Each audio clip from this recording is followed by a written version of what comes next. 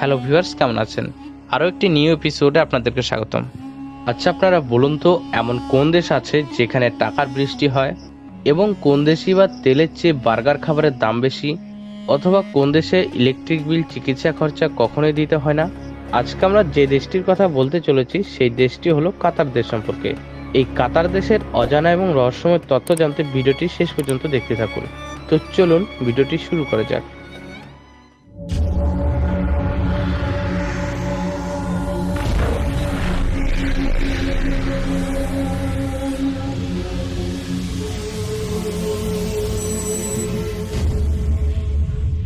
কাতার দেশের অফিসিয়াল নাম হলো স্টেট অফ কাতার।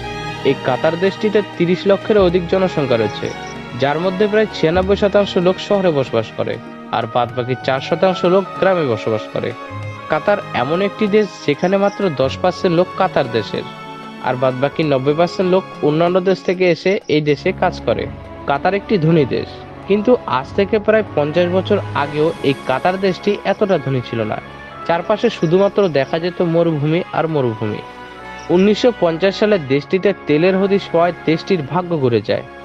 এই দেশটিতেও আমাদের দেশের মতোই একসময় ব্রিটিশরা রাজত্ব করত, কিন্তু দেশটি 55 বছর পর 1971 সালে ব্রিটিশদের হাত থেকে রক্ষা পাওয়ার পর এখন পৃথিবীর সব থেকে ধনী দেশে পরিণত হয়।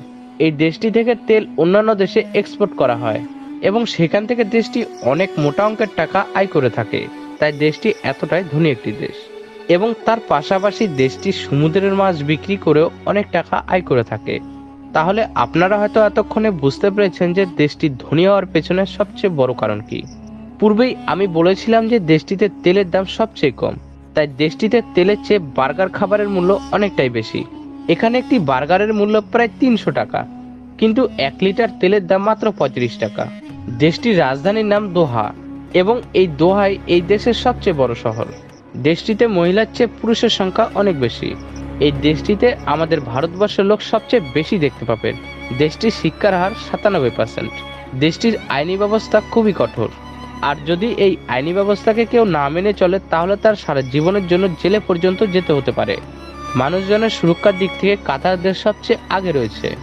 দেশটিতে ইনকাম ট্যাক্স নেওয়া হয় না, যার ফলে মানুষের আয়ের পুরোপুরি তাদের কাছেই থেকে যায়।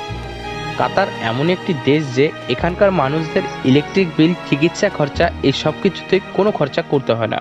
অ্যাডভান্স এবং সৌন্দর্যে ভরা এই দেশটির সবচেয়ে আজব ব্যাপার হচ্ছে, আপনি যদি মুসলিম হয়ে থাকেন তাহলে দেশটিতে কখনোই মদ্যপান করতে পারবেন না। এখানে মুসলিমরা নেশা করলে তাকে পাপ বলে মনে করা হয়ে থাকে, কিন্তু অন্যান্য দেশের লোকেরা এখানে মদ্যপান করতে পারবে। এই দেশে মহিলাদের শর্ট ড্রেসে ঘুরে বেড়ানো একদমই নিষিদ্ধ করা হয়েছে। তো এই ছিল কাতার দেশের কিছু অজানা তথ্য। পরবর্তীতে আপনারা কোন দেশ সম্পর্কে ভিডিও চান তা অবশ্যই কমেন্টের মাধ্যমে কমেন্ট করে জানাবেন। আর ভিডিওটি যদি ভালো লেগে থাকে ভিডিওটিকে লাইক করুন এবং শেয়ার করুন আপনাদের প্রিয়জনদের কাছে। আর চ্যানেলটিতে নতুন হয়ে থাকলে চ্যানেলটিকে সাবস্ক্রাইব করে পাশের বেল আইকনটি প্রেস করতে ভুলবেন না। দেখা হচ্ছে পরের আরও একটি নিউ এপিসোডে। সুস্থ থাকবেন, ভালো থাকবেন।